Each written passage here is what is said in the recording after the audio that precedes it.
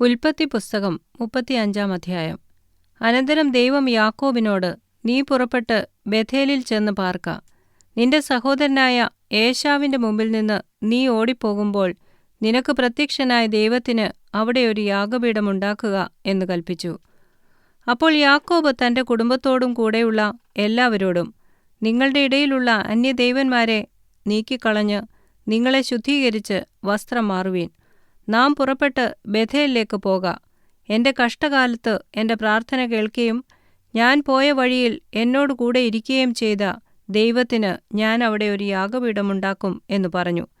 അങ്ങനെ അവർ തങ്ങളുടെ പക്കലുള്ള അന്യദേവന്മാരെയൊക്കെയും കാതുകളിലെ കുണുക്കുകളെയും യാക്കോബിന്റെ പക്കൽ കൊടുത്തു. യാക്കോബ് അവയെ ശേഖേമിൻ അരികെയുള്ള കരുവേലകത്തിൻ കീഴിൽ കുഴിച്ചിട്ടു. പിന്നെ അവർ യാത്ര പുറപ്പെട്ടു. അവരുടെ ചുറ്റുമിരുന്ന പട്ടണങ്ങളുടെ മേൽ ദൈവത്തിന്റെ ഭീതി വീണതുകൊണ്ട് യാക്കോബിന്റെ പുത്രന്മാരെ ആരും പിന്തുടർന്നില്ല. യാക്കോബും കൂടെയുള്ള ജനമൊക്കെയും കനാൻ ദേശത്തിലെ ലൂസ് എന്ന ബേഥേലിലെത്തി. അവിടെ അവനൊരു യാഗപീഠം പണിതു. തന്റെ സഹോദരന്റെ മുമ്പിൽ നിന്ന് ഓടിപ്പോകുമ്പോൾ അവൻ അവിടെ വെച്ച് ദൈവം പ്രത്യക്ഷനായതുകൊണ്ട് അവൻ ആ സ്ഥലത്തിന് ഏൽ ബേഥേൽ എന്ന് പേർ വിളിച്ചു.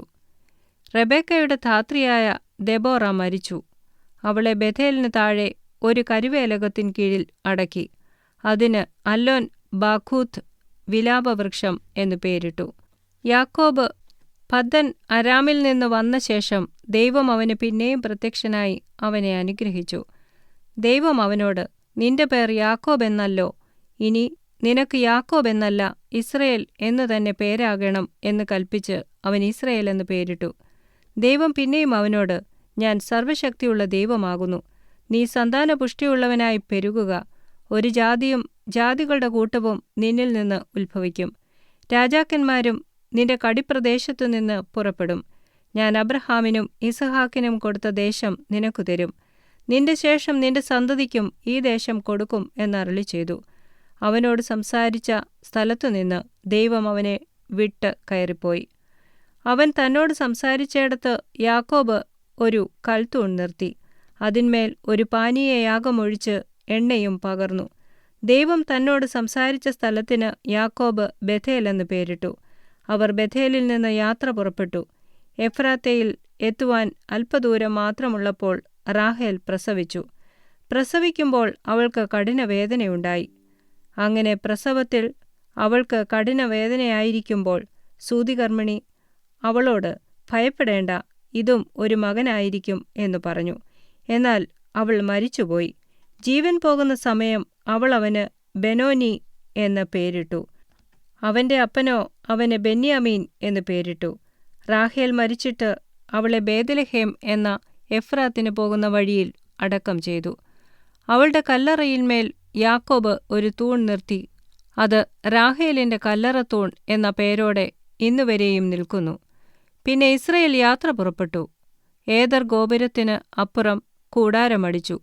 ഇസ്രയേൽ ആ ദേശത്ത് പാർത്തിരിക്കുമ്പോൾ രൂബൻ ചെന്ന് തന്റെ അപ്പന്റെ വെപ്പാട്ടിയായ ബിൽഹായോടുകൂടെ ശയിച്ചു. ഇസ്രയേൽ അതു കേട്ടു. യാക്കോബിന്റെ പുത്രന്മാർ 12 പേരായിരുന്നു.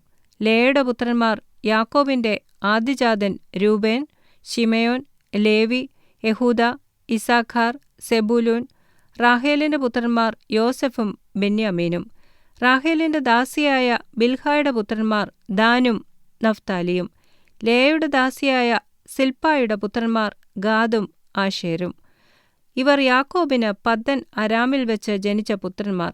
പിന്നെ യാക്കോബ് കിര്യത്തർബ എന്ന മമ്രയിൽ തന്റെ അപ്പനായ ഇസഹാക്കിന്റെ അടുക്കൽ വന്നു. അബ്രഹാമും ഇസഹാക്കും പാർത്തിരുന്ന ഹെബ്രോൻ ഇതുതന്നെ. ഇസഹാക്കിന്റെ ആയുസ് 180 സംവത്സരമായിരുന്നു. ഇസഹാക്ക് വയോധികനും കാലസമ്പൂർണനുമായി പ്രാണനെ വിട്ട് മരിച്ചു, തന്റെ ജനത്തോട് ചേർന്നു.